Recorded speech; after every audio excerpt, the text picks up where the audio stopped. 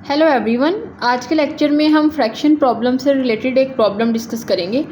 Problem given है कि if 3/11 of a number is 22, what is 6/11 of that number.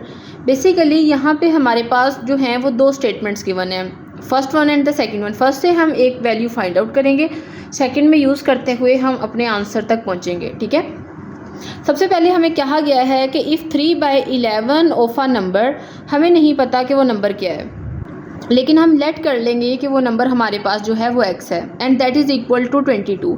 इसको लिखने का तरीका ये है, ऑफ का मतलब है आपने मल्टीप्लाई करना है, कोई भी नंबर है, let say that is x and that is equal to 22 is means is equal to. यहाँ से अगर मैं x की वैल्यू फाइंड आउट करूँ तो ये आएगी 22 multiply by 11 that is divided by 3।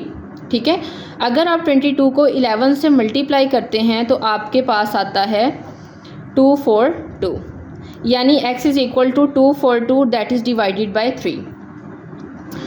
Second पे आपके पास गिवन है what is 6/11 of that number.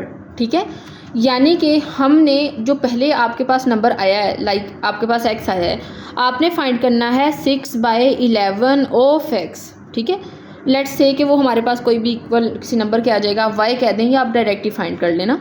6/11 of means multiply by x, जो कि हमारे पास है 242 डिवाइडेड बाई 3।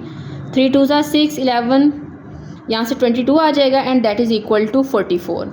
ठीक है, तो आपके पास जो आपका आंसर है वो आएगा option number D, that is equal to 44। तो स्टूडेंट्स, इस तरह के प्रॉब्लम्स को आप आसानी सॉल्व कर सकते हैं। This is all about this lecture. Thank you so much.